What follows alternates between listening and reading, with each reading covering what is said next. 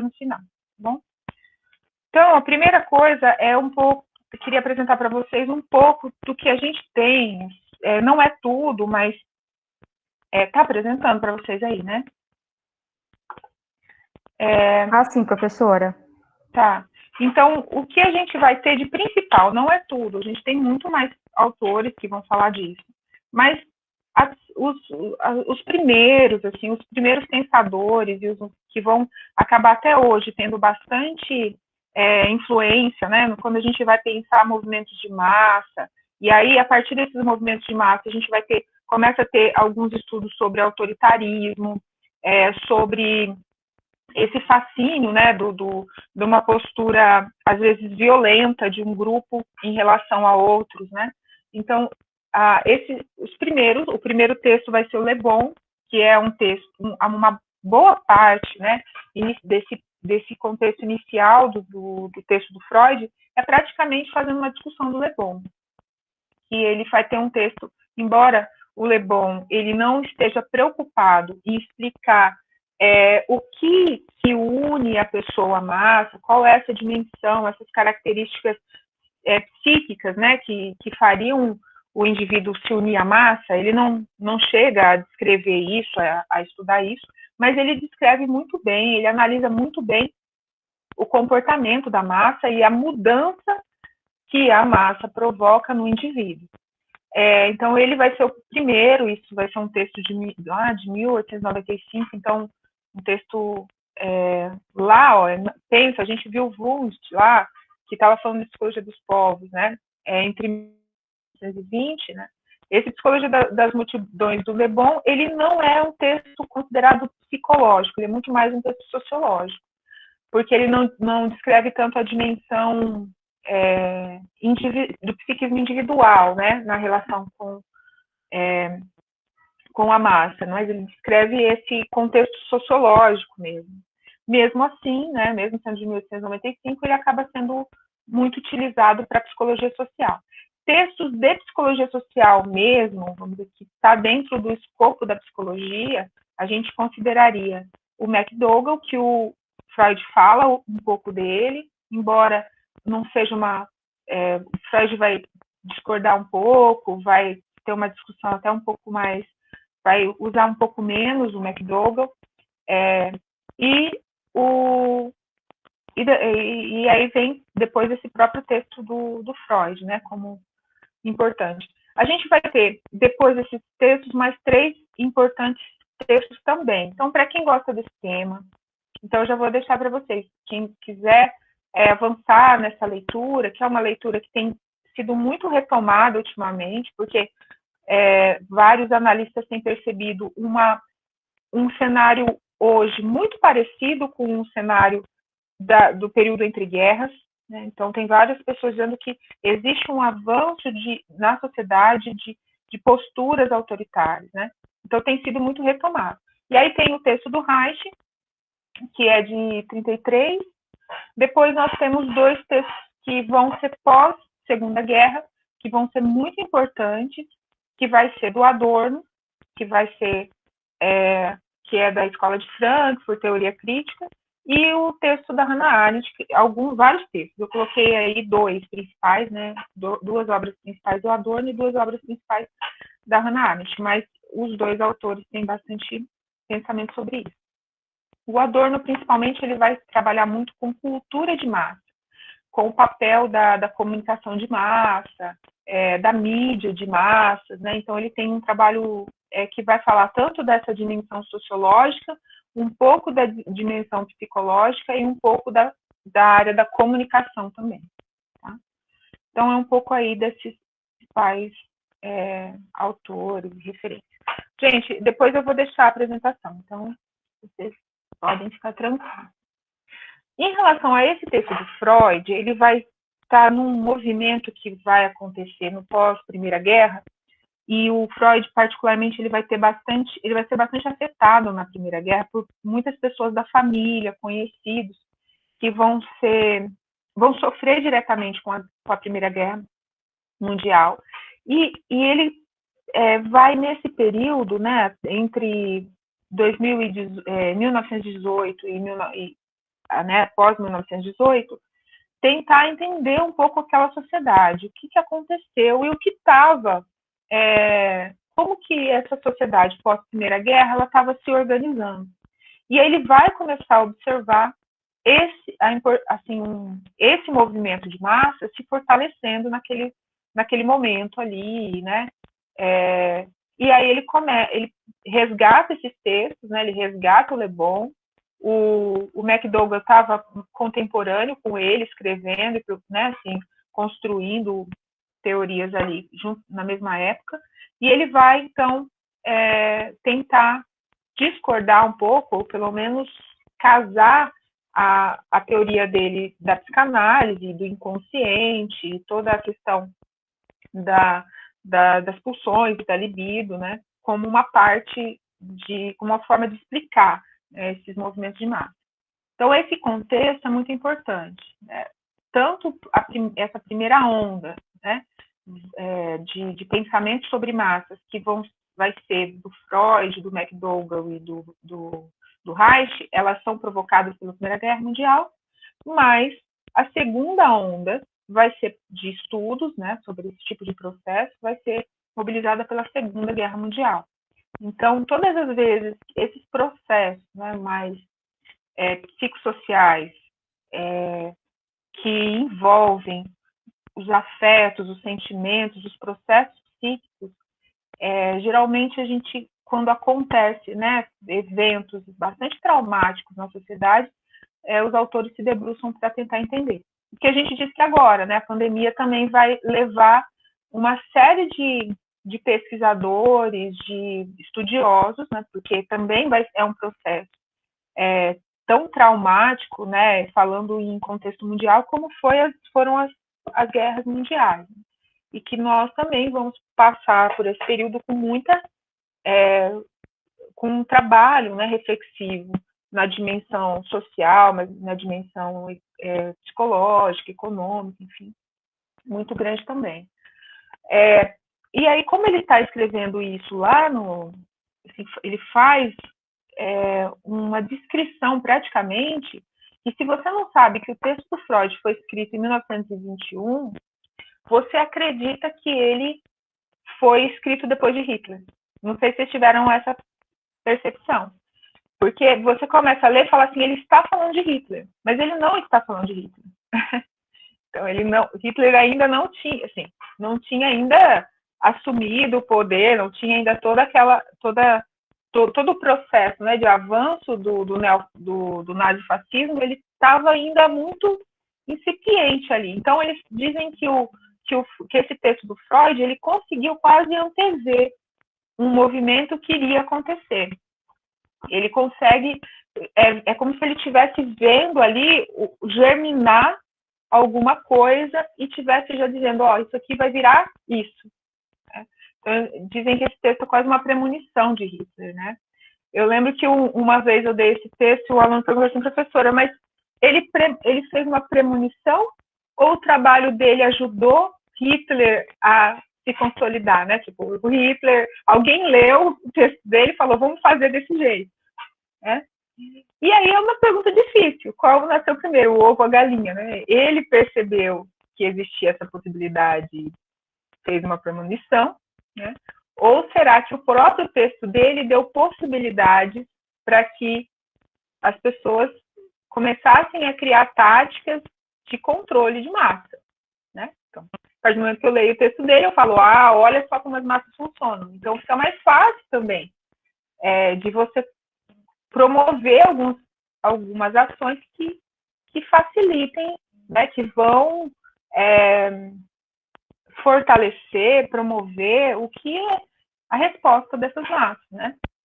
Então, isso e é bem provável que sim, é bem provável que o texto do Freud, ao mesmo tempo, tenha as duas coisas, tanto um elemento de premonição, quanto também um elemento que olha, nós começamos a descobrir que isso funciona dessa forma, então, vamos pensar a nossa comunicação, vamos pensar a forma com que a gente vai fazer política, vamos dizer assim, né? Naquele momento que você tem uma Alemanha destruída pela Primeira Guerra Mundial, como que a gente pode conseguir adesão da população às nossas propostas e tudo mais. Então, na minha opinião, né, que isso é uma pergunta que fica aí para o Freud, mas na minha opinião tem as duas coisas, né? Tem um pouco de premonição, mas também tem um pouco do trabalho dele acabou sendo também foi apropriado para esse fim, né? Também serviu como um pouco para esse fim. Mas ainda é um texto que explica muita, ajuda a pensar e ajuda a explicar muita coisa, né? Vamos lá. Eu fechei aqui para ver vocês. E aí ele começa um texto até com uma coisa que a gente falou. Essa frase de início que eu coloquei no slide é uma coisa que a gente falou lá no começo das primeiras aulas, lembra? E é nesse texto que ele fala isso. Então, que toda a psicologia individual é ao mesmo tempo psicologia social. Ele começa lá, quem leu o texto, vocês vão ver essa frase dele logo no início. E ele diz que a gente sempre vai estar nossos processos, né? Nosso psiquismo, ele vai estar sempre construído a partir da relação com o outro, seja como modelo, como objeto, como auxiliar ou adversário. E aí, ele vai criar toda a teoria dele sobre a psicologia das massas a partir da análise desses três tipos de relação diferentes. Então, para ele, o modelo é aquele que o meu eu, né, que ele chama de ego, ou eu, depende da tradução, o meu ego, ele quer ser como modelo, ele é o vir a ser, né? Esse que eu me identifico e me proponho a me tornar como aquele modelo, né? É esse vir a ser. O objeto é aquele que eu quero ter, né? Eu quero ter aquele objeto porque ele me satisfaz, ele me dá prazer. Eu sinto gozo ao estar unida a esse objeto, né? Então, é aquilo que eu quero ter sobre o meu controle, eu quero ter como meu, né? E o auxiliar adversário é esse que luta comigo por esse objeto, né? Ele também quer se satisfazer com o mesmo objeto, ele compete comigo por essa satisfação, por esse amor, né? Por esse sentimento de completude que a hora que eu obtenho esse objeto, eu tenho. É uma completude rápida, vamos dizer assim, efêmera, mas a gente sempre busca, nas relações que a gente tem de desejo de um objeto, que esse objeto, para Freud, né, que ele vem suprir uma determinada carência, que a gente tem uma determinada falta, e aquele momento que você tem esse objeto, você tem essa sensação de satisfação, né, de completude, que é para ele o amor, que a gente vai falar um pouco melhor do que é isso para ele, esse amor, esse desejo, essa libido, essa pulsão que ele vai chamar de pulsão de vida, ou em alguns textos depois mais para frente, né? Ou libido. Para Freud, ainda que esses processos, né, eles possam, a gente pudesse explicar todos os processos individuais, então, ainda que eu conseguisse entender plenamente, né, profundamente, como funciona o psiquismo de um indivíduo, ainda assim, eu não entenderia completamente, porque quando esse indivíduo está num grupo, ele está com outros indivíduos, e vai estabelecer uma rivalidade com um, vai concorrer pelo mesmo objeto com o outro, ele vai ter aquele que ele vai colocar como modelo, porque ele acredita que aquele que é modelo, ele tem mais chances de conseguir um objeto, então eu quero ser como ele, porque quando eu for como esse modelo, eu vou conseguir o objeto, né? Eu vou conseguir me satisfazer. Então, sempre que ele vai estar num grupo, ele vai estar lidando ao mesmo tempo com essas três experiências, né, diferentes. Quando eu falei 4, né? Porque ele vai dizer o auxiliar adversário, mas assim, é porque o auxiliar e o adversário pode às vezes ser a mesma pessoa também, né? Então, assim, mas seriam 4, né? Eu posso ter solidariedade com alguém, esse que concorre comigo, eu posso acabar fazendo um pacto com ele. Olha, a gente vai lutar pelo objeto juntos, ok? Então, eu faço um pacto com ele, então ele é meu auxiliar, ou ele pode ser meu adversário mesmo. Eu quero para mim o objeto inteiro, eu não quero compartilhar com ninguém, né? Então, nesse sentido. Então, ainda que eu conseguisse explicar completamente um indivíduo, quando ele vai entrar nessas posições, nesse jogo de forças, ele pode funcionar de uma forma muito diferente. Então, para ele, a gente não conseguiria entender isoladamente o funcionamento psíquico de ninguém. Porque como é que isso vai acontecer não é uma matemática, depende de cada grupo, depende de cada contexto, depende de cada um desses outros membros com quem eu vou me relacionar, que vai me provocar formas diferentes de lidar com com esses papéis. Então, acho que também para ampliar um pouco o que a gente falou lá no início, né, entender um pouco mais do que ele está falando. Então, por isso que para ele não daria, né, uma psicologia individual seria insuficiente, porque ela sempre chega nesse ponto, na hora que vai para a relação grupal, ela não teria elementos, ela sempre seria pega de surpresa com o que pode acontecer ali, né. E o grande objetivo dele, quando ele vai construir esse texto, né, com esse olhar, até então, né, o Le Bon tinha descrito muito bem o que acontece. Então, o Le Bon disse que esse indivíduo, ele chega na massa e faz assim, a massa mudou ele dessa forma. Mas ele queria entender como é que esse indivíduo fica na massa, né? Ele se une, e principalmente como é que em algum momento essas características ali, né? Esse funcionamento desse grupo, que o Le Bon, a gente vai ver, chamava de mente grupal, como é que ela afeta, né? Como é que ela me provoca e como é que isso vai gerar uma resposta, né, psíquica diferente de acordo com esses grupos, tá? Entendendo aí que não é a mesma coisa para ele, a mente grupal são coisas diferentes, mente individual, mente grupal, para ele concorda que existe um processo ali grupal, psíquico, né, que é grupal, mas para ele, diferente, por exemplo, do Jung, que vai falar de inconsciente coletivo, outros autores, para ele são coisas que não que não são nem sobrepostas, né, mas que elas estão acontecendo de forma independente. Então, elas têm limites, mas elas se chocam ali, elas se esbarram, elas se provocam, tá? O Le Bon. Deixa eu ver se tem alguma coisa aqui. O Le Bon, então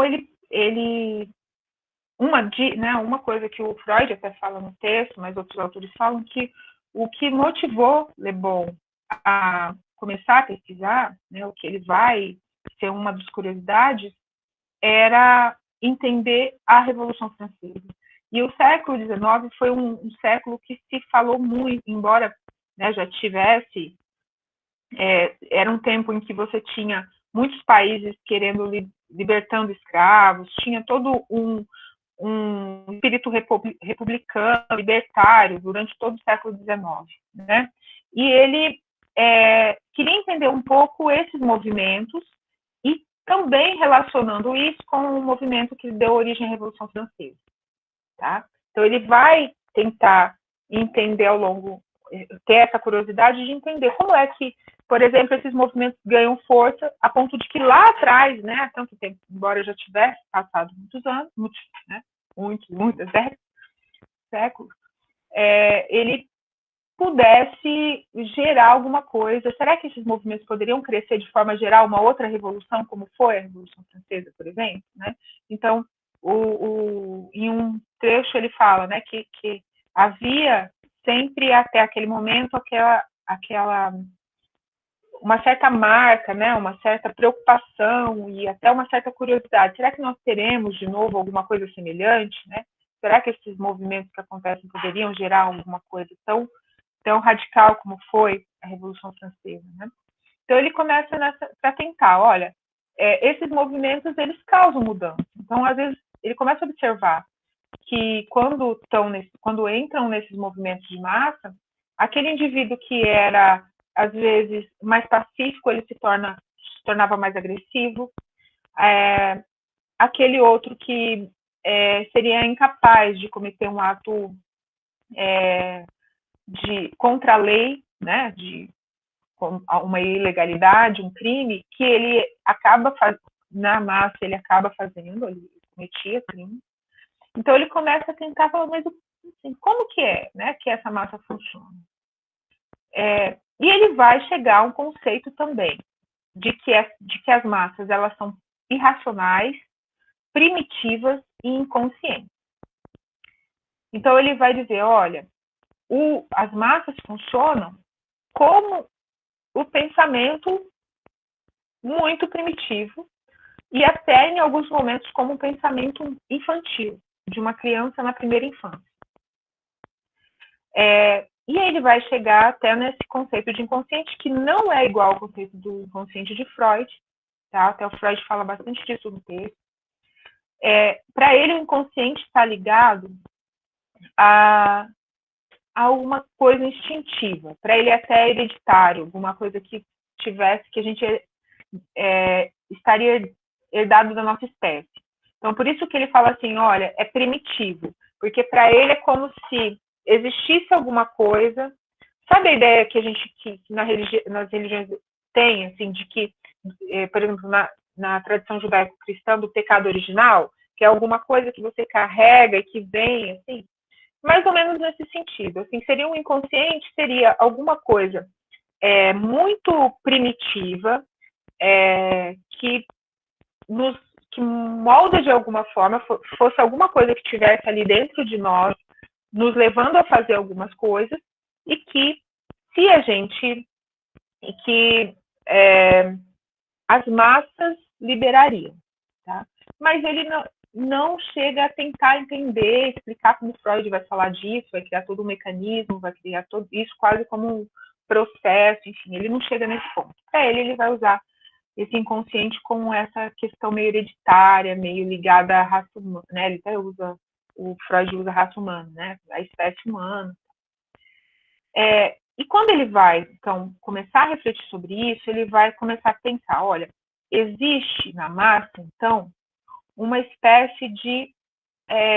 existe, né, em algum momento, quando os indivíduos se juntam, né, quando eles estão juntos, em algum momento, eles criam uma certa unidade, né, que ele vai chamar, então, que é como se a gente, em algum momento, constituísse uma massa psicológica.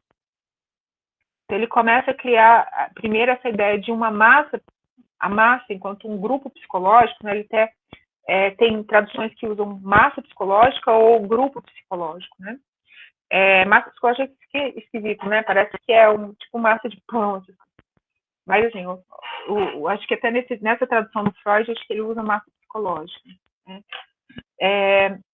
Desse livro aí. Mas eles, muitas vezes, vocês vão encontrar como grupo psicológico também.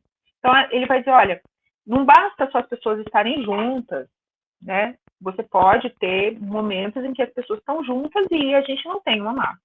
Mas, em alguma coisa provoca esse inconsciente, né? Nesse inconsciente hereditário, e se constitui, se consolida um grupo psicológico ali que passa a ter uma forma de pensar coletiva. Então, ele chama de mente coletiva, que é como se as coisas fossem pensadas a partir desse processo, de um certo processo de pensar, de reagir, de construir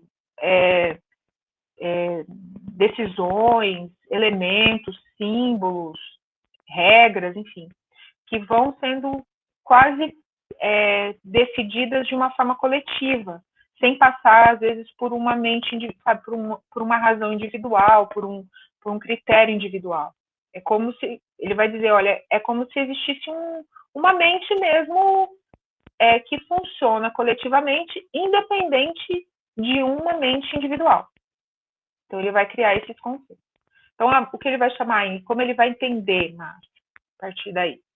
Como essa mente coletiva em funcionamento, né? Que ela vai fazer com que todos que estão né, sob esse grupo psicológico, ele sente, pensa e age de uma forma característica, que é diferente da característica individual.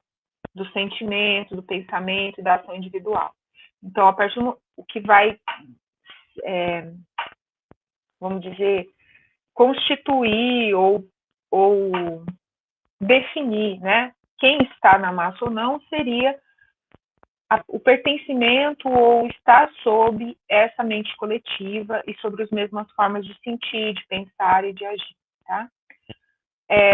A crítica do Freud é porque ele fala assim, tá bom, tá, ele disse que todo mundo que está nessa massa, que pensa e sente ou age de forma homogênea, tá na massa. Ok, mas o que faz a pessoa? O que faz essa adesão? O que faz a pessoa entrar? Porque se ele diz que não é sempre que as pessoas estão unidas, que vai ter o grupo psicológico, em algum momento esse grupo psicológico, né, se consolida, então, o que é que traz essa força, né? Que a pessoa, mesmo vendo que que não é uma pessoa violenta, e aquele grupo vai cometer um ato violento, ela não consegue, né, se desprender e ela continua unida ali.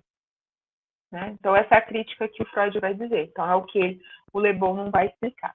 Mas o Le Bon vai trazer 3 conceitos de funcionamento das massas que o Freud vai concordar e vai tentar explicar a partir do inconsciente psicanalítico freudiano. Tá? A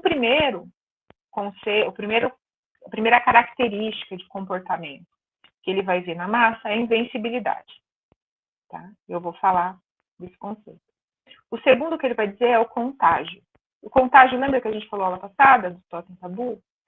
Então, o contágio, o Le Bon já falava, né? Claro que o contágio, o Freud vai trazer um elemento aí em Totem Tabu de contágio, que ele vai até apresentar no texto muito mais, assim, muito mais complexo um pouco. Contágio aqui para o Le Bon ele está dizendo de um processo mais simples.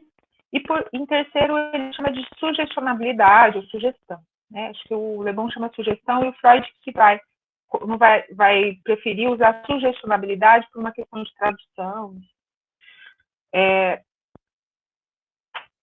Tudo bem até aqui? A invencibilidade, eu estou assim, passando aqui porque tem coisas disso que a gente vai voltar um pouco mais, tá? Por isso que eu estou dando essa primeira introdução. Agora aqui já é um conceito, então eu vou fazer meio que uma pausa e vocês vão me perguntando se não ficar tão claro, antes da gente avançar, tá? A invencibilidade, ele vai dizer que é um comportamento da massa de que vai fazer com que essa pessoa se sinta extremamente forte, extremamente poderoso.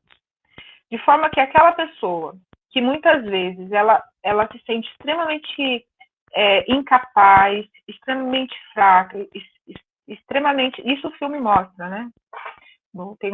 Esse conceito é muito claro de ver no filme. A massa, ela traz essa força psíquica para a pessoa. Né? Ela sente que ao estar na massa, ela tem uma força psíquica para superar qualquer adversidade, que nada é impossível para ela, que nada é difícil, né? Então ele vai dizer que é como se a força de todos da massa estivesse em mim. É como se eu sentisse que a força, né, quanto mais forte, quanto mais prestígio, quanto maior essa massa, é como se eu sentisse que toda essa força desses indivíduos estivesse somada à minha força, tá? Então, essa sensação, né, de força, ela também vai suprimir um pouco a minha própria responsabilidade sobre aquilo. Então, é como se, ao me sentir invencível, eu me achasse capaz de liberar todos os meus desejos, os meus instintos, aquilo que eu... Né? Então, porque eu sou tão poderoso que eu não preciso ter medo de ninguém. Então, eu posso fazer qualquer coisa. Né? Inclusive, uma coisa que eu não faria, uma coisa que moralmente eu não teria coragem de fazer, porque ninguém pode nada contra mim, né? Porque eu sou a massa, né? Então eu tenho toda essa força. E ele vai dizer que a sensação para quem está na massa é de um certo anonimato. Ao sentir que a força do grupo está em mim, né, o meu ego, ele se torna anônimo nessa força. Né? Então, é como se eu perdesse a minha responsabilidade individual por aquilo que eu fiz. Então, eu sou capaz de cometer uma coisa que eu não faria, um ato imoral, um ato violento, e ter essa sensação de que não foi responsabilidade minha. Né? Que foi algo, né, que me levou a fazer e não tenho essa percepção. E é como se eu tivesse uma sensação de anonimato em relação àquele meu ato, né? Foi um ato anônimo. Quem fez? E não foi o outro da massa, não foi o colega, né? É como se existisse uma responsabilidade anônima por aquilo que é feito, né? Para todos que estão ali dentro da massa. Então ele vai dizer que esse sentimento de invencibilidade ele vai dificultar a consciência desse membro da massa sobre as causas e efeitos do que ele faz. Essa percepção, né, essa conscientização sobre a... E às vezes é como se a pessoa estivesse fazendo algum transe, praticamente, né? Acho que o filme mostra um pouco isso, se não me engano, né? Que eu não assisti faz semestre passado. Eu não assisti de novo ainda. Eu assisti essa semana de novo. Mas ele mostra um pouco isso, né? Que dessa sensação, né? Quase que parece que quando alguém fala ou de repente, né? Algo acontece que essa pessoa tem dimensão do que ela acabou de cometer ali, do que acabou de acontecer, parece que é como se ela estivesse saindo quase de um transe ali, né? Porque ela não percebeu que aquilo foi ela que fez, ela perdeu essa consciência ali da sua própria responsabilidade, do próprio efeito, né, do que ela faz. E o que o Freud vai dizer é que isso acontece porque muitas coisas que muitas pulsões, né, tanto pulsões de vida, libidinais, né, ou impulsos sexuais que a gente tem, quanto também impulsos agressivos, pulsões de morte, tanto um quanto o outro, muitas vezes a gente reprime por medo da sociedade, por medo de uma sociedade que é muito mais forte que nós. Então, a gente fala, eu não vou fazer isso, porque eu vou criar uma briga, vamos dizer assim, né, contra toda a sociedade. Então, toda a sociedade vai ficar contra mim, e eu sou fraco. Então, esse medo do social, de uma força social. Na massa, esse medo eu perco, ou eu tenho mais facilidade de perder, porque já não estou sozinha, né, para enfrentar essa sociedade, né? Eu tenho uma massa, e essa massa é muito forte, essa massa é invencível. Então, por isso que você perde, né, dentro da massa, você não tem mais o medo, aquele medo da sociedade, do julgamento, de você ser punido pela sociedade, né?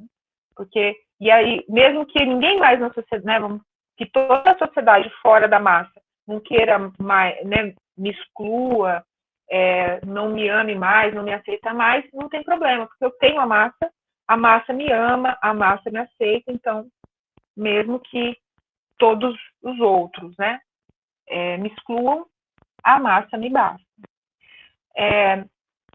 Então, e esse sentimento ele vai sendo de alguma forma muito sedutor, né? Porque ele vai tendo essa sensação de que, como a massa ela é muito forte e ela pode tudo, eu não posso ficar contra ela, né? Porque se eu ficar contra ela, toda ela vai ficar contra mim. Então, é melhor, né, que eu me una à massa, do que eu fique contra a massa. Então, essa massa é tão forte. Então, se todo mundo vai fazer tal ato, né, a massa, um ato, vamos dizer, um ato de vandalismo, né? Eu lembro de umas cenas, assim, bem emblemáticas, não sei se vocês lembram, em 2013, eu acho que entraram não me lembro se foi o prédio do Ministério de Relações Exteriores, enfim, em Brasília, que eu lembro que estava aquele monte de manifestantes, e eles entram, né, invadem o prédio e tal, foi uma cena bem assim, podia até ter colocado, eu não lembrei na hora que eu estava fazendo slide. Foi uma cena bem emblemática, assim. Então, às vezes, mesmo um ato de vandalismo. Então, ali é muito a força psicológica, né, para cada um desses manifestantes que estão ali dentro daquele comportamento, daquela ação, é muito difícil alguém ali parar e dizer, não vou fazer, para com isso. O que vocês estão fazendo? Né? Porque essa pessoa ali, ela vai ter, ela levaria, né, e provavelmente levaria na prática mesmo, não é só uma fantasia dela, ela pode ser totalmente, toda a agressividade dessa massa poderia se direcionar contra ela. Então, ela prefere junto fazer o mesmo ato, participar daquilo, né, isso como processo psicológico, ela se une à massa, porque se desintegrar da massa naquele momento significaria ser inimigo da massa. Né? Isso aparece um pouco também no filme. Alguns alunos que não querem, que resistem, então eles começam a ser, o grupo todo começa a ficar contra, né? Esses alunos que estão dizendo, gente, o que vocês estão fazendo? Para com isso, tal, né? Então é um pouco essa invencibilidade, ela também seduz esse indivíduo, né? Ela acaba sendo sedutora, porque ou todo esse poder absoluto tá em mim, ou ele vai ser contra mim. Pode falar, Michelle. Você fez uma pergunta. Quer explicar a pergunta? É aquilo que no texto fala que a massa vê como irreal? E depende, tem bastante coisa que ele fala do irreal. Tem uma parte que ele vai falar também da verdade, da mentira, tal, né? Mas isso. Ainda não. Aqui ele é irreal. A massa vê muita coisa irreal, né? Praticamente, vamos dizer que quase tudo que a gente vai... muito desses processos da massa, eles são extremamente... Nisso é muito primitivo, é muito fantasioso, às vezes, é muito... ele vai falar em alguns momentos, até no texto, lá na parte que vocês falaram que começou a ficar mais difícil, que parece muito algumas psicoses, né? Porque tem tem um delírio de grandeza, tem um delírio, né? Então, tem um processo bastante real.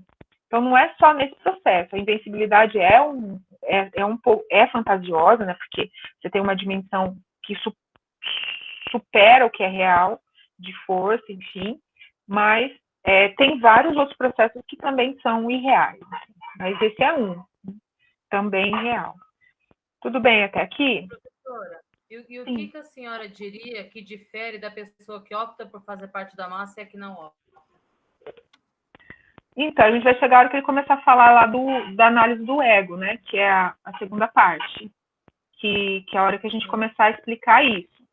Porque aqui, nessa parte, ele começa explicando esses movimentos, e depois, naquela segunda parte, que ele vai trazer mais a questão da psicanálise, ele vai começar a dizer isso. Por que é que esse movimento acontece? Ele tenta explicar isso pela dimensão da análise do eu. Por isso que o texto dele chama, enquanto o do Le Bon é psicologia das multidões, ou psicologia das massas, igual alguns chamam também, ele vai chamar psicologia das massas e análise do eu. Porque ele vai dizer, olha, eu fiz mais do que o Le Bon. Né? O Le Bon analisou as massas, né? Mas eu estou fazendo a análise do eu para dizer por que é que a pessoa faz isso. A gente vai chegar lá. Então. Ok, obrigada. Tá? Nada. Aí o contágio. Lembra que eu falei para vocês lá na aula passada que para o Freud o contágio ele era quase um sentimento um pouco fantasioso até, né? Mais um, né, da massa. Mas é baseado numa ideia assim de contaminação.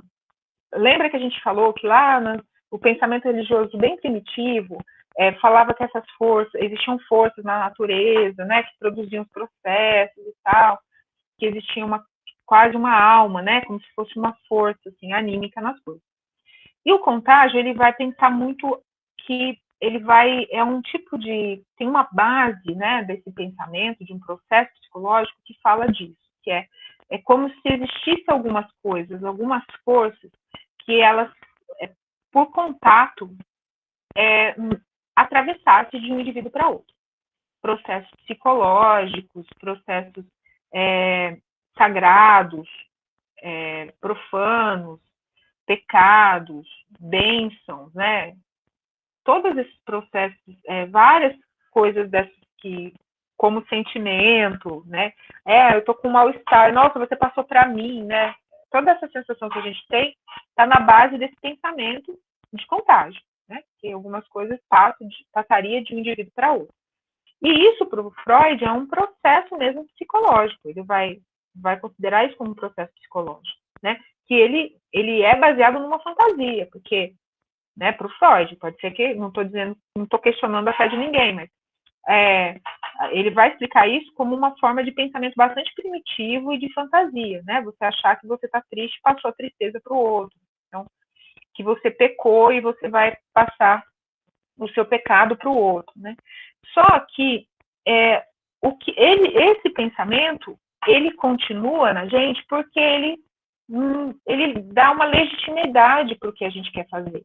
Então, por que o contágio, mesmo ele é tão um processo psicológico que se enraizou na nossa sociedade? Porque quando eu faço, se uma pessoa, né, que eu convivo, ela faz um comportamento errado, reprovável no meu contexto social, e eu depois faço também, é muito mais fácil eu dizer que foi alguma coisa que me contagiou do que eu dizer que eu quis fazer. Foi meu desejo fazer aquilo, né? Então, é como se o contágio ele fosse mais um processo que me autoriza a fazer algumas coisas. Foi a tentação de fazer.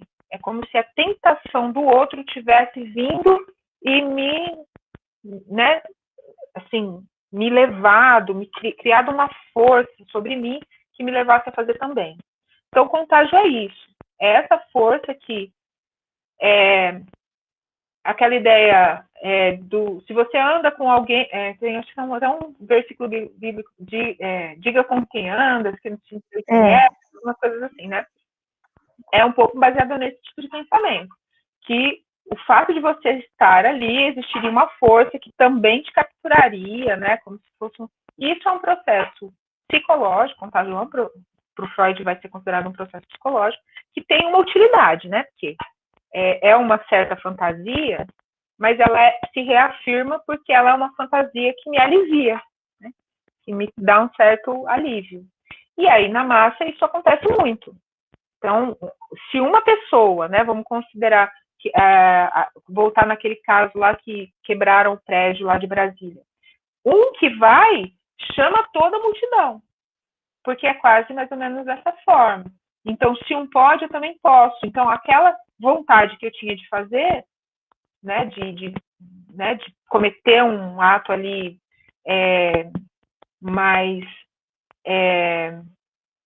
de mais violência, ou que pudesse, de alguma forma, ser contra o contexto instituído por uma manifestação naquele lugar, mas a partir do momento que um vai, o meu sentimento é esse, eu fui contagiado, né? Então eu vou também. E psicologicamente, o efeito é esse, né? De que, né, foi uma força que me levou aí, não fui eu que fui, não é eu que queria ir, mas a força me levou para ir também. Então, a massa vai ter um tipo de funcionamento que o Le Bon também vai chamar de contágio. Claro que aqui eu estou falando mais, já estou fazendo análise do Freud também, né, sobre o conceito daqui, por exemplo, só a primeira frase que é baseada no Le Bon. As outras eu já coloquei a partir do Freud, né? Para não ficar indo e voltando com isso depois. Então, é como um pouco essa ideia de poder. Eu espero essa chance, é como se esse indivíduo que a massa desse para ele a oportunidade de fazer alguma coisa que ele tinha vontade, mas com uma justificativa de ter feito por uma força que era da massa. Tudo bem até aqui? E por último, a sugestionabilidade. Aqui ele vai, talvez seja um conceito um pouco mais, que ele vai trabalhar um pouco mais o Freud depois, e talvez um pouco, que exige um pouco mais de compreensão depois da teoria da psicanálise, tá? Mas a gente vai falar também, vocês vão entender. Mas aqui ele vai colocar muito parecido com a hipnose. Então, quem lê o texto vai ver bastante ele falando da hipnose. Mas aqui, para o Le Bon, ele ainda não consegue, ele não se preocupa tanto em entender os pormenores, por que essa sugestionabilidade acontece. Ainda tem essa, falando, olha, acontece isso, parece com a hipnose, existe um certo fascínio, né? Você, como, né, ele fala, olha, é como se você diminuísse a consciência e a razão, e você fortalecesse a emoção das massas. Então, aí, quando você diminui a razão, aquela ordem que vem, né, qualquer ordem imperativa que é lançada para essa massa, ela fica mais, ela aceita, né, cumprir, obedecer com muito mais facilidade, como se ela perdesse esse tempo de pensar, esse tempo de analisar, esse tempo de refletir sobre aquela ordem. A massa não faz isso, né? A mente coletiva, ela não vai ter esse tempo. Então, veio uma ordem, a emoção, a emoção que provoca aquela ordem me faz reagir de imediato.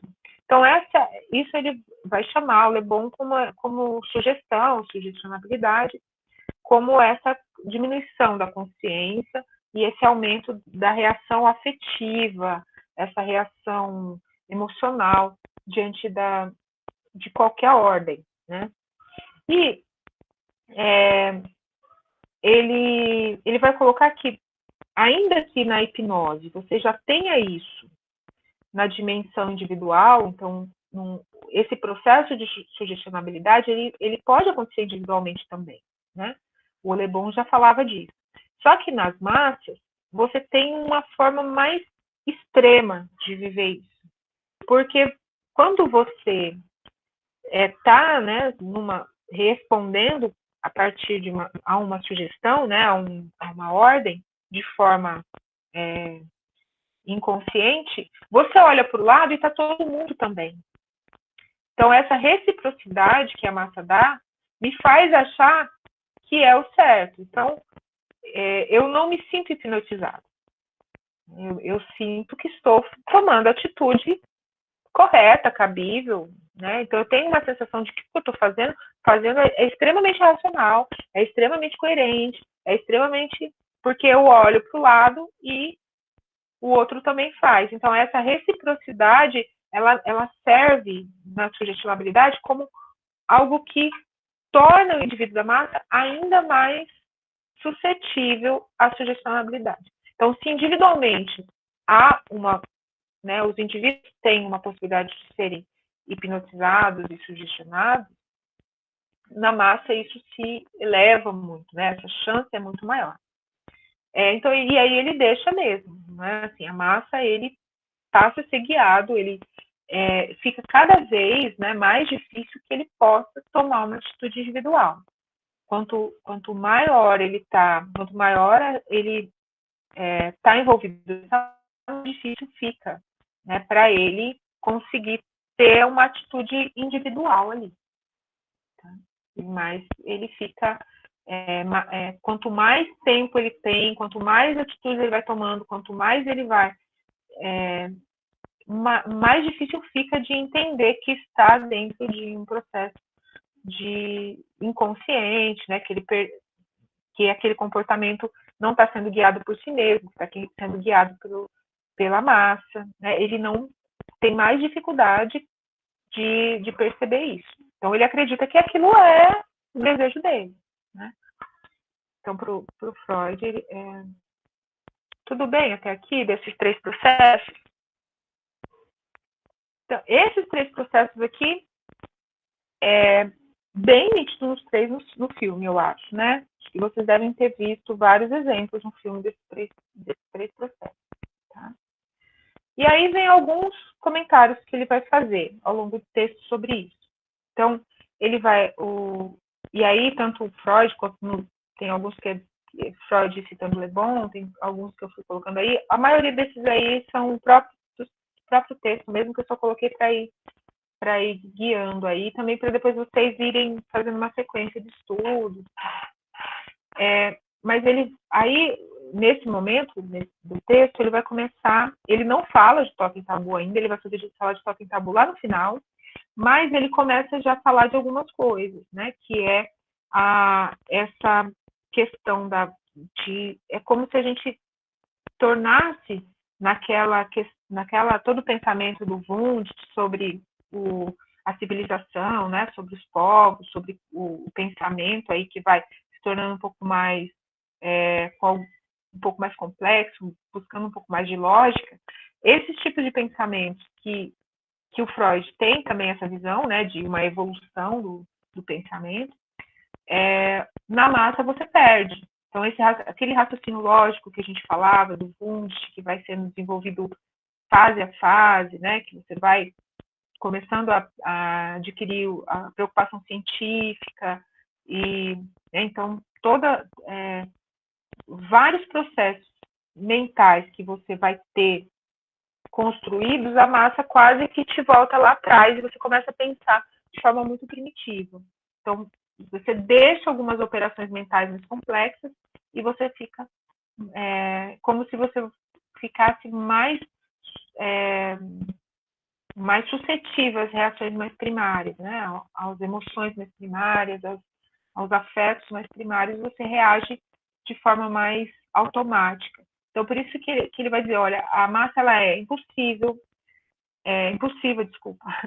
ela é volúvel, ela é excitável. Então, qualquer estímulo pequeno para a massa é extremo, né? Ela toma... qualquer emoção pode levar a uma ação bastante exaltada da massa, né?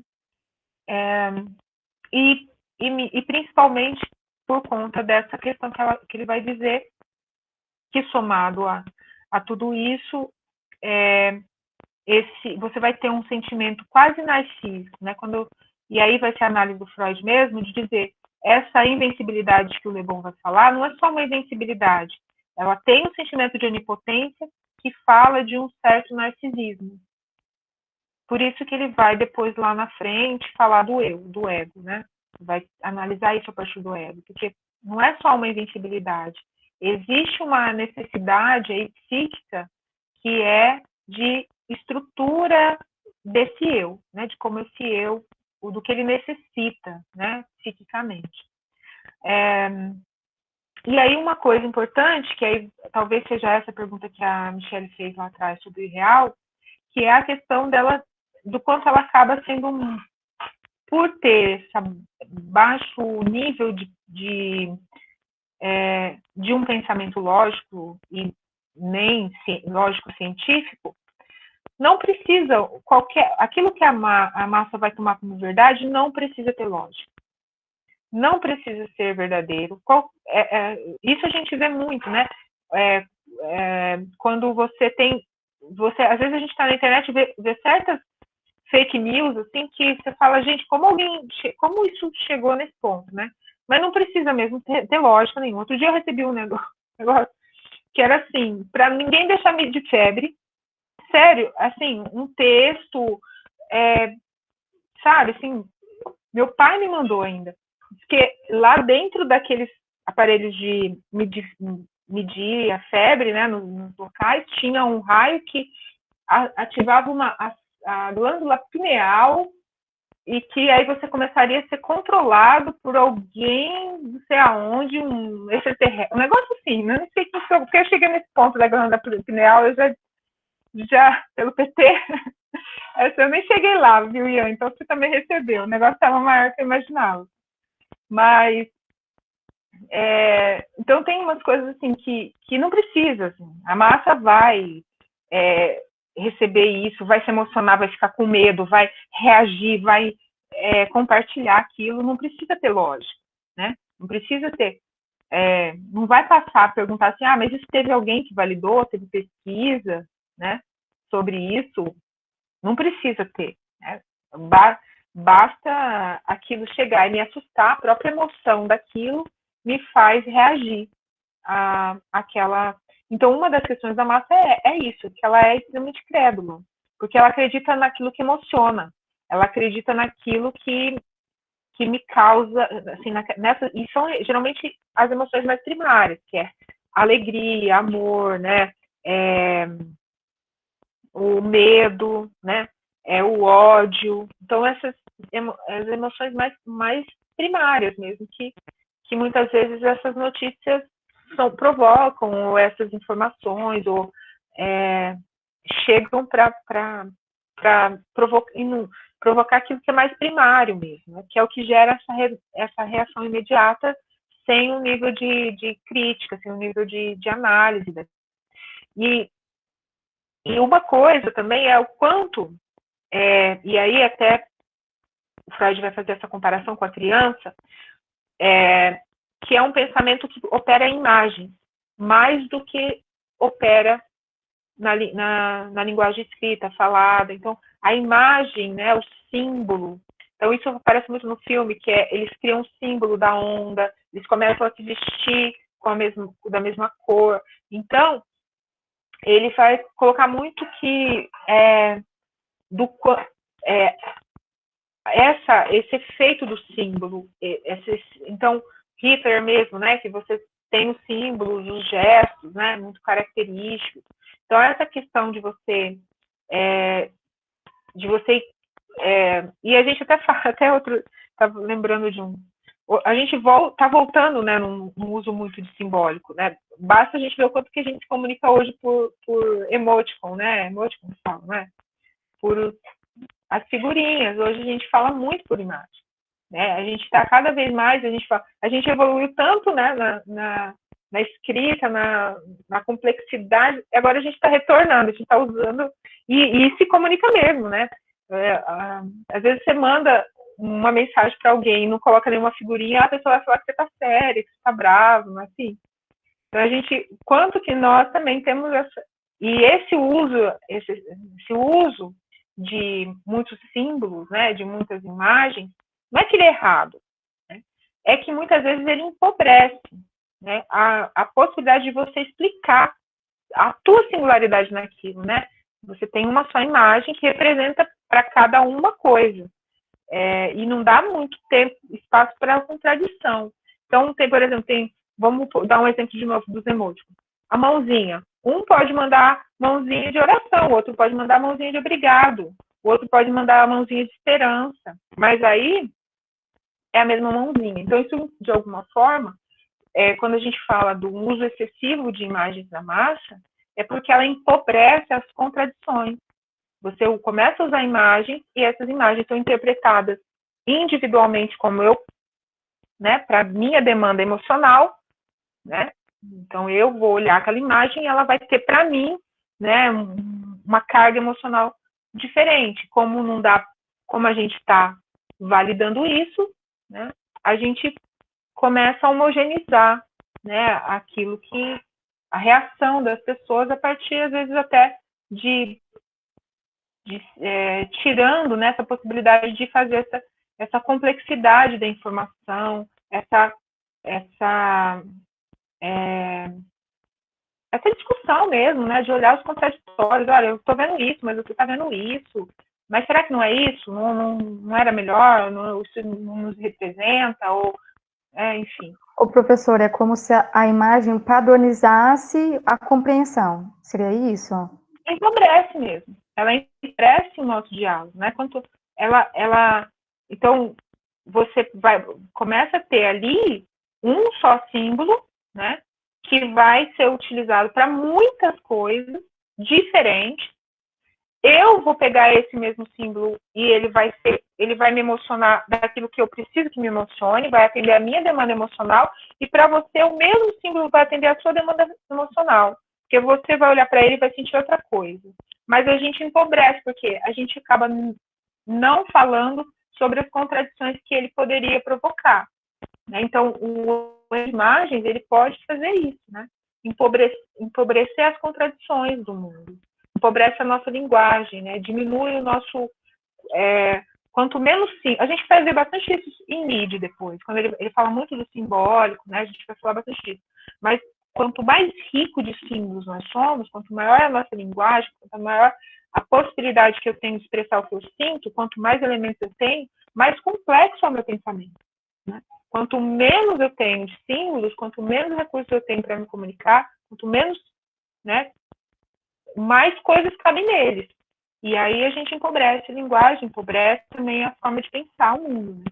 Então, a Márcia, como ela usa pouco ali, ela usa muito imagem, ela foca muito na imagem, no símbolo, no gesto, em coisas muito...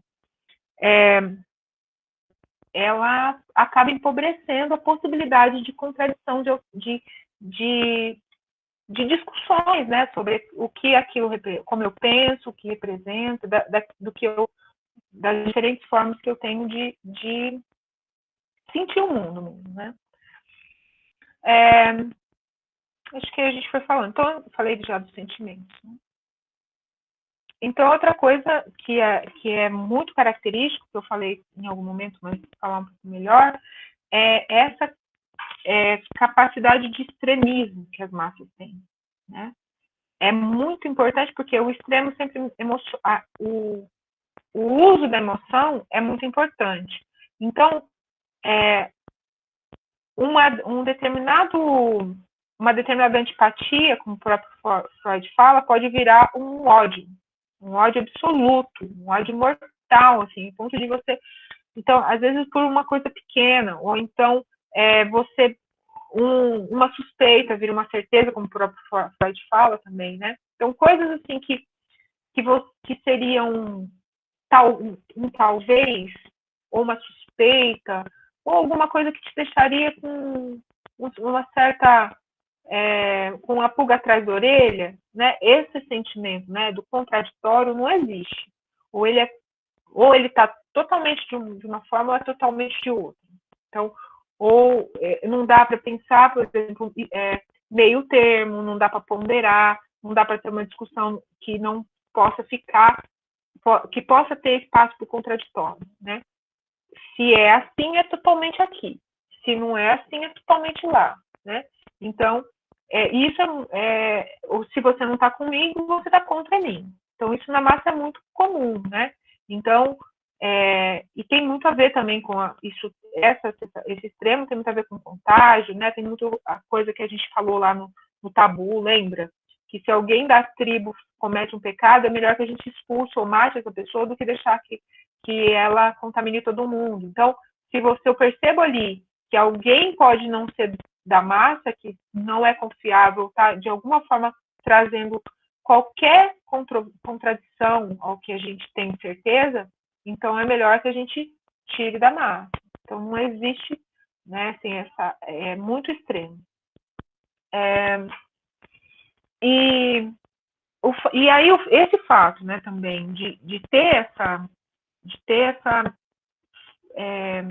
de nunca ter dúvida, né, de ter sempre tomar posturas extremamente totalitárias de alguma forma, né, totalitárias nesse sentido de que não há espaço controverso.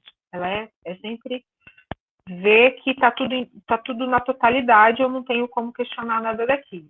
Junto com essa sensação de invencibilidade, de força, faz com que a massa seja extremamente agressiva e intolerante. quando ela percebe qualquer ameaça, dentro, inclusive, com seus próprios membros. Então, exatamente porque eu sou muito certa da verdade, né? A gente tem muita certeza da verdade. Qualquer coisa que fuja disso, qualquer coisa que possa estremecer de alguma forma a verdade estabelecida para a massa, a reação é de muita intolerância, a reação às vezes é de muita agressividade até, tá? Acho que é isso um pouco, acho que os outros já falei um pouco também, essa questão da natureza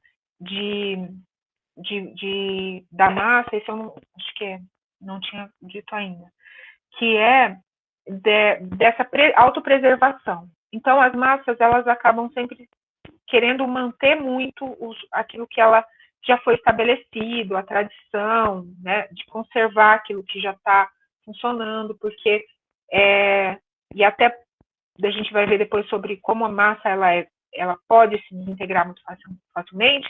Então, vamos conservar o que já tem, porque qualquer mudança poderia ser a ruína de tudo que a gente teve até aqui.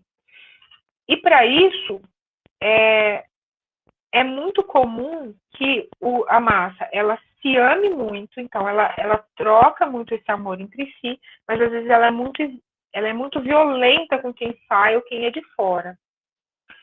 E aí, todo sentimento que existe, Freud vai dizer que qualquer tendência a uma bondade com quem é de fora, quem não faz parte da massa, é vista pela massa como fraqueza. Então, a força, se alguém, de alguma forma, tem pena dessa pessoa que foi contra, que trouxe qualquer contradição para a massa, pode ter alguma pena, ter alguma dó, demonstrar algum tipo de tolerância ou de bondade, é vista como fraqueza. Então, é comum que as lideranças que são instituídas pelas massas, né, esse líder, ele seja um líder que é admirado pela sua força, pela sua violência, pela sua intolerância, pela sua postura, muitas vezes, até autoritária, em relação a qualquer divergência, a qualquer contradição. Porque isso é visto como força, como preocupação com a massa. Não é visto como uma falta de bom, como uma coisa ruim, como um defeito. Ele não é bom. Não, ele está defendendo a massa. Quando ele é agressivo, quem é de fora, a massa percebe essa agressividade como lealdade à própria massa, e não como uma falta, como uma virtude. Então, a violência desse líder, às vezes, é vista como virtude, e não amor por ideal. Ele é capaz de matar por um ideal, ele é capaz de ser violento por um ideal, né? Então, isso é visto como uma virtude do líder, esse autoritarismo, essa intolerância, ou uma certa violência, ela não é percebida como um defeito pela massa. Tá? Porque, às vezes, para dentro da massa, a massa percebe o amor do líder, né? Percebe a violência dele com quem é de fora como amor à própria massa. Então, por isso que é tão difícil. Às vezes a pessoa que está fora da massa está dizendo, não, mas essa pessoa, esse líder, acontece muito isso. Não sei se vocês já viram aquelas comunidades, aqueles casos que tem de comunidades que têm suicídios coletivos, que às vezes essas lideranças impõem suplícios, uma série de autoflagelo, uma série de coisas, e que todo mundo de fora fala, né, assim, desse contexto de ser um líder violento, um líder... mas a massa não percebe, a massa muitas vezes percebe esse líder como um líder, essa violência, isso do líder como força, como se fosse, assim, como fosse algo positivo, como se fosse a preocupação em levar todos à salvação, à redenção, ver isso como se fosse lealdade e preocupação com a salvação de toda a comunidade, né? Então, tem essa dificuldade porque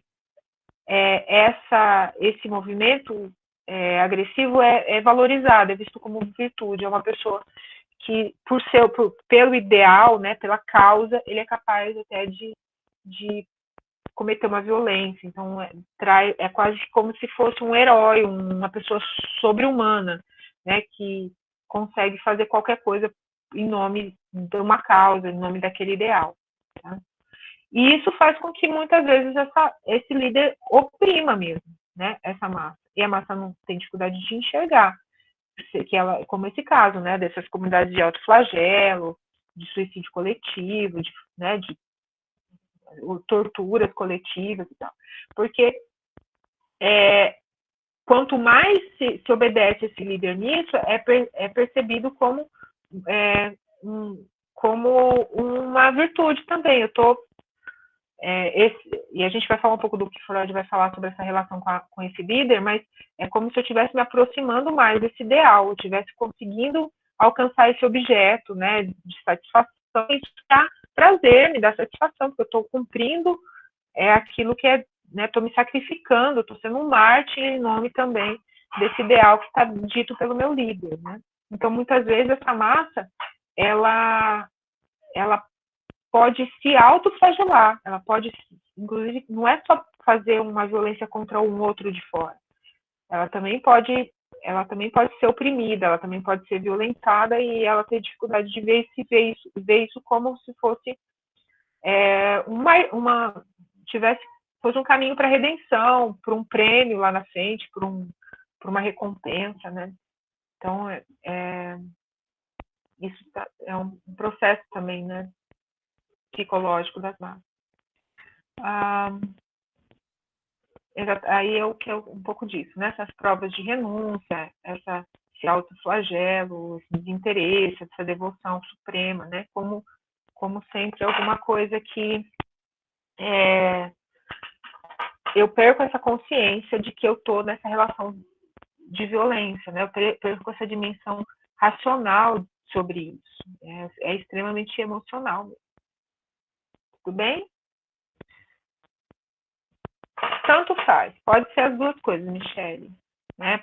E às vezes até nem é pelo líder, nem é pelos colegas. Pode ser que a própria, de acordo com o ideal daquela massa, de acordo com como se constituem os propósitos, os objetivos que essa massa tem, às vezes como é esse caso. A pessoa, ela mesma fez. Né?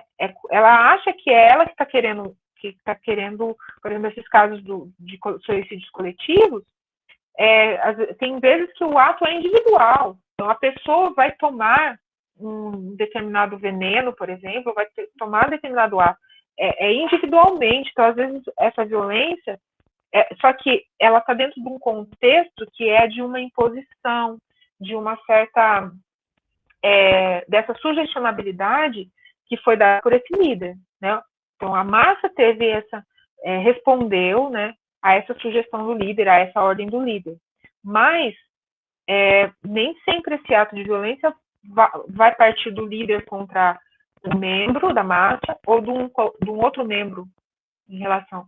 Ele pode ser que o próprio membro cometa contra ele, mas em resposta a uma sugestão. Então, a sugestão, ela pode ser para fora do grupo, de um ato, né, que vai ter como alvo alguém fora da massa, pode ser alguém que está meu colega da massa, mas pode também ser em relação a mim mesmo. Uma outra coisa que ele fala do exército, vocês devem ter visto aquele filme Tropa de Elite, que mostra muitos treinamentos do exército. Ali existe aplicação de violência de um soldado, de um líder, né, contra o soldado. Às vezes eles até mobilizam a que um soldado, mesmo na mesma patente, que um impõe ao outro. Então, para você mostrar que você é forte, você faz também com o outro, né, impõe, não seja, né, não seja fraco de ter bondade com o teu colega, porque ele precisa ser, né, ser forte e tal. Então, muitas vezes, até o mesmo colega dentro da massa. Se a gente pensa o exército também como uma massa, você pode ser violento com o seu próprio colega. Mas, e isso fica justificado dentro de toda esse objetivo que se constrói, dessa cultura, dessas regras, dessas condições que são construídas dentro daquela massa. Tudo bem?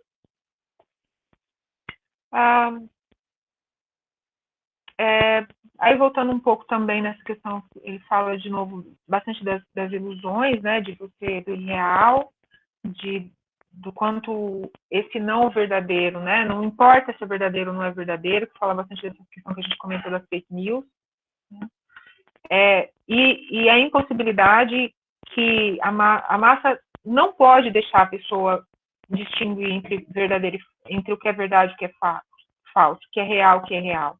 Então, geralmente, o que a gente via, por exemplo, toda a comunicação de massa nazista era justamente você dificultar, você criar um clima de que fosse impossível para saber o que era verdade e não era verdade.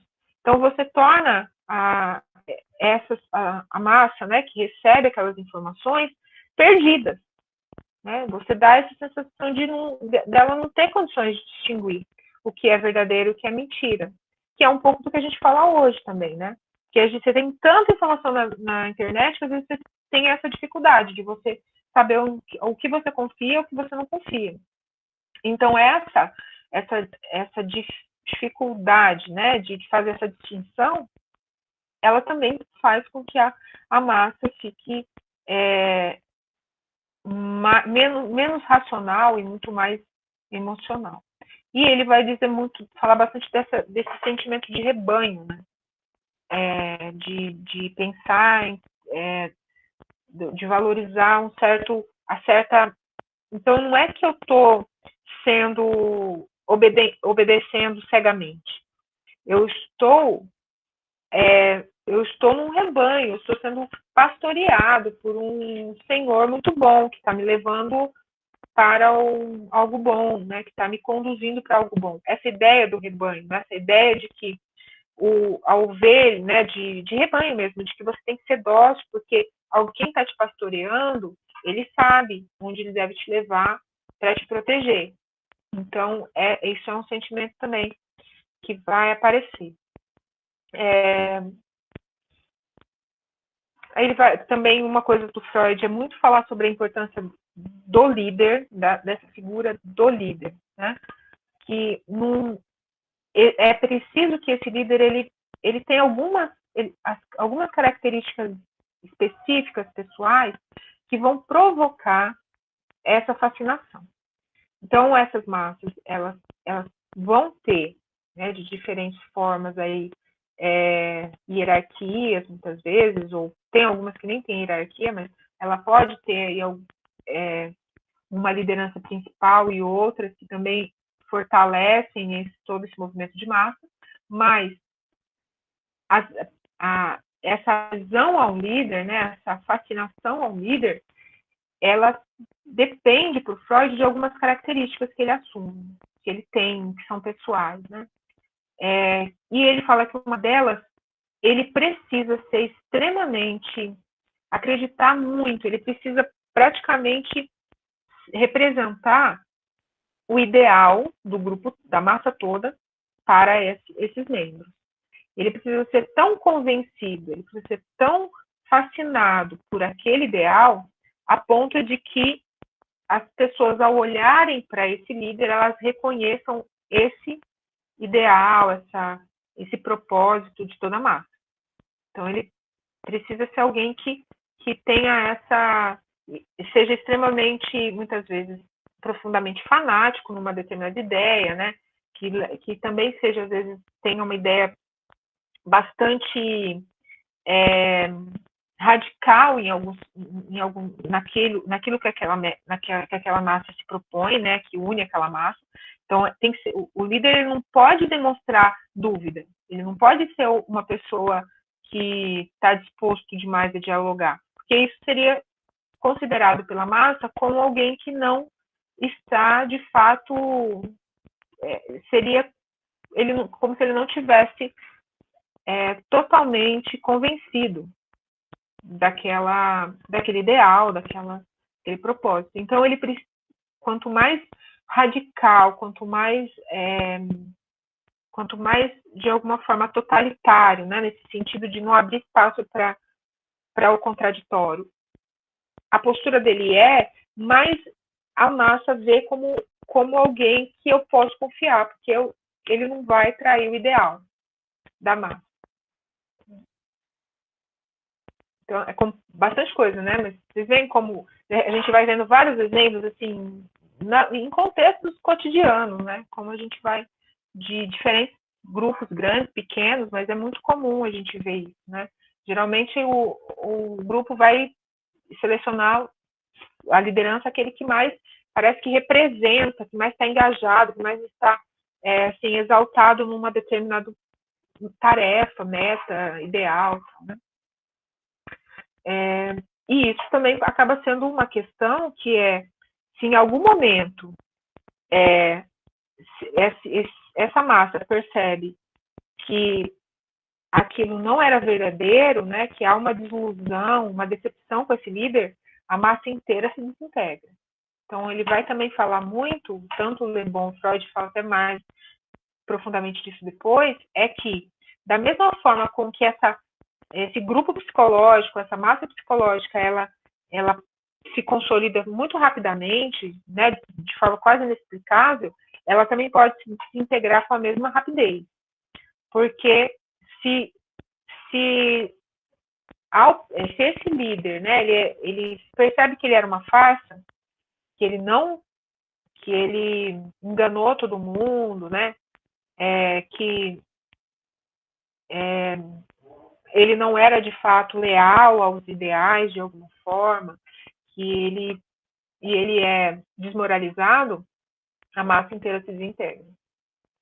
E aí, muitas vezes, até numa sensação de aquele mesmo amor que unia, né, aquela pulsão de vida, ou aquela libido que unia todo mundo ali, pode até se transformar em agressividade. Então, eu começo aí contra aqueles que outra hora era esse líder, ou até esses outros que eram, em outro momento, meus auxiliares ali, né? Eles podem se transformar em adversários. Então, essa crença é muito importante, porque essa crença, por isso que esses líderes de massas, né, muitas vezes eles são extremamente radicais, né? Porque essa radicalidade, ela traz essa sensação psicológica para a massa de lealdade, né? De que ele é leal àquilo que a massa, né, tem de ideais. E qualquer dúvida, né, que a massa pudesse ter sobre essa lealdade,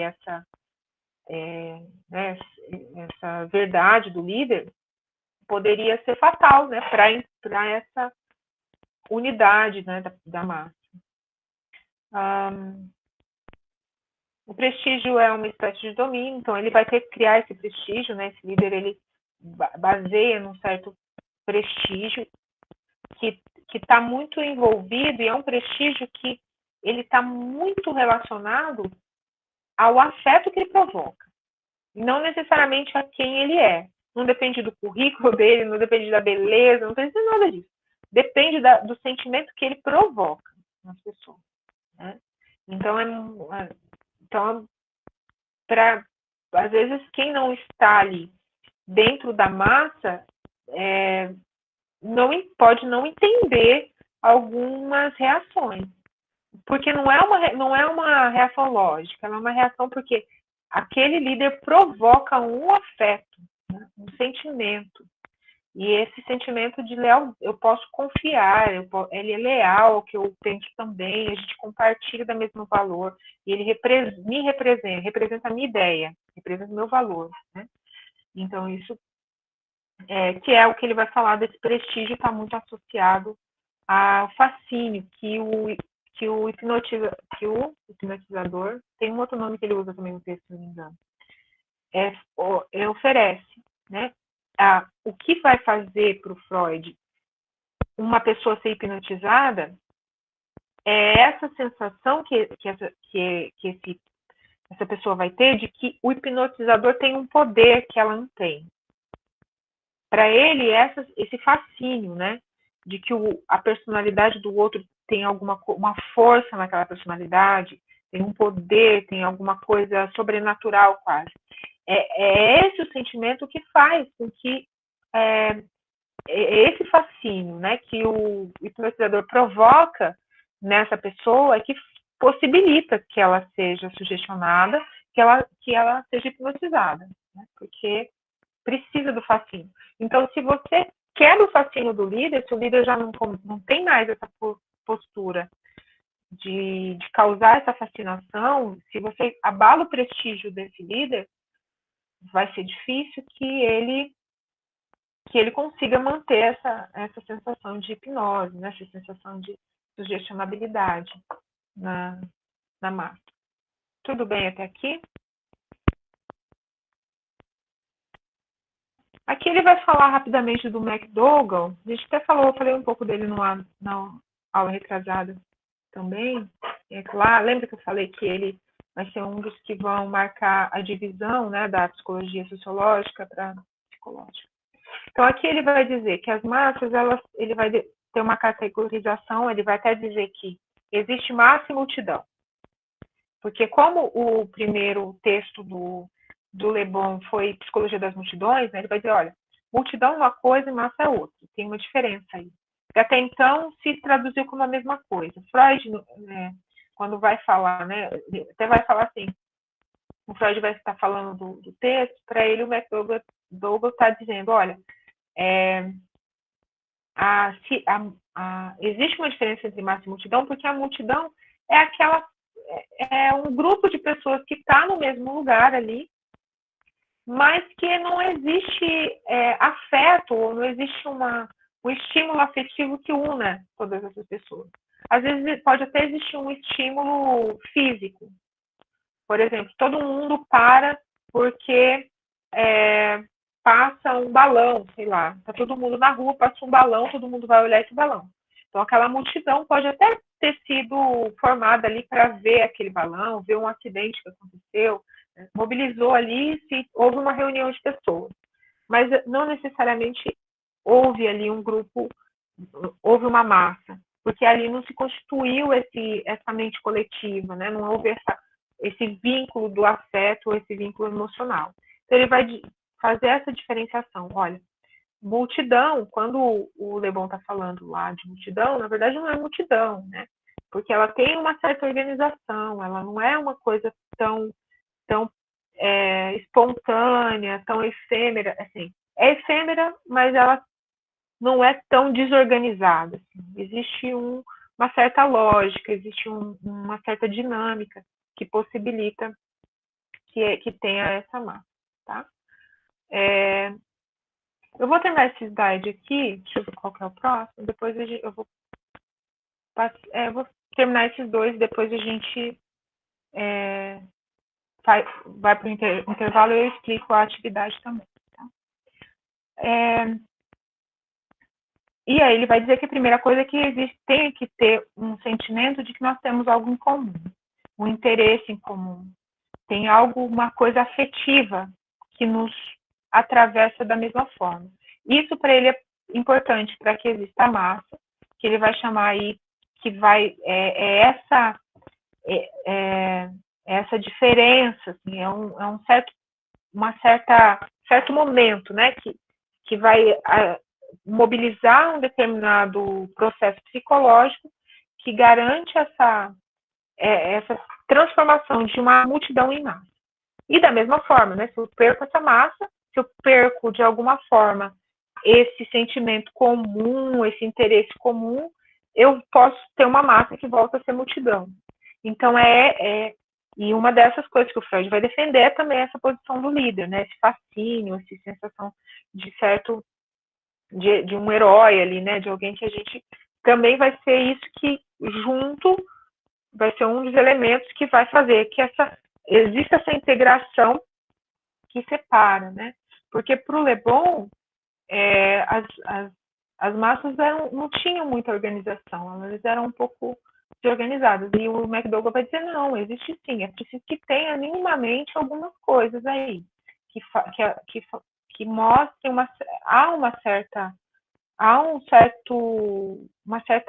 regra, há uma certa organização, ainda que mínima, mas tem que ter. Senão seria multidão, né? Não seria massa. Dificilmente os afetos dos homens se elevam em outras condições à altura que atingem numa massa. E é mesmo uma sensação prazerosa para seus membros entregar-se tão abertamente às suas paixões e fundir-se na massa, perdendo o sentimento de delimitação individual. E aí o McDougall vai trazer uma coisa que o Freud vai explorar bastante, que é o sentimento de prazer, que o Le Bon não fala, que o McDougall vai ser o primeiro, vai dizer, olha, as pessoas ficam na massa porque elas têm prazer, elas se sentem, há uma sensação prazerosa, há uma satisfação em ser da massa. Então, existe uma recompensa psicológica que essa pessoa tem. Então, tem todas as desvantagens, tem todas essas questões negativas, mas existe também uma sensação prazerosa. E aí, a teoria do McDougall é que essas vantagens que ele vai dizer que vão trazer esse prazer, né, são 5, na opinião do McDougall, tá? Que vocês vão ver também bem facilmente no filme. A primeira que ele vai dizer é que, assim, são essas vantagens, são esses benefícios, esses prazeres psicológicos que compensam as desvantagens. Por que eu vou abrir mão das minhas decisões individuais, do meu desejo individual em nome do desejo da massa? Porque eu tenho uma satisfação. Então, para ele, é essa sensação de longevidade do grupo. O grupo tem uma história, o grupo vai durar muito, ele vai construir uma marca na história, sabe? Isso fala bastante no filme, né, em alguns momentos. Essa ideia de que, ao estar no grupo, é como se eu criasse uma marca de longevidade naquela sociedade, naquele lugar. Eu deixo de ser qualquer um, né? A massa me dá um sentimento de continuidade, de história, de tradição, de marca, né? Porque eu faço parte desse grupo. Esse grupo é uma coisa que vai existir sempre, ele é ter continuidade. A outra é essa questão do ideal comum, que eu falei, do vínculo emocional, que é essa sensação de que não estou só naquilo que eu acredito, naquilo que eu desejo, nos meus valores, eu compartilho com esse grupo, e então eu fico mais próximo desse meu ideal. E aí o McDougall vai ser o primeiro que vai falar muito da rivalidade com o inimigo. Ele vai falar que é muito importante ter um inimigo, a massa ter um inimigo. Porque para ele, às vezes, o inimigo impede que a massa se desintegre. Né? Às vezes, mais do que o amor ao líder, é o ódio ao inimigo. Às vezes, até pode ser que em algum momento eu tenha dúvida do meu amor pelo líder, mas se eu tiver certeza do ódio ao inimigo, eu passo por cima, às vezes, da minha dúvida, né, do meu questionamento, da minha certa discordância com o líder, em nome do meu inimigo, do ódio ao meu inimigo, esse inimigo comum. Então, é muito comum que a massa eleja, de alguma forma, inimigo. E aí, crie, fortaleça muito esse ódio. É importante que ela tenha cultura, tradição, costumes próprios. Também fala muito disso no filme, né? Que é você conseguir ter elementos, ter algumas regras, ter alguns rituais, ter algumas coisas que marquem esse grupo. Tá? E aí também você conseguir ter papéis, você ter funções, você ter especialidades, porque isso seduz de alguma forma esses membros a também quererem de alguma forma se destacar nessa massa, não ser qualquer um. Então essa estrutura com algumas especialidades, com alguns prestígios dentro dessa massa, ela pode funcionar como recompensa. Então, para eu me destacar nessa massa, para eu ter mais predileção desse líder, né, eu vou vou ser extremamente dócil a ele, para que eu possa ir me especializando, eu possa ir ganhando prestígio e me aproximando mais desse líder. Tá? Tudo bem? Dúvidas até aqui? Depois esse aqui eu vou deixar para a gente falar depois. Talvez na outra aula a gente fala, que entra mais nos aspectos mais da psicanálise mesmo, a gente fala na aula que vem.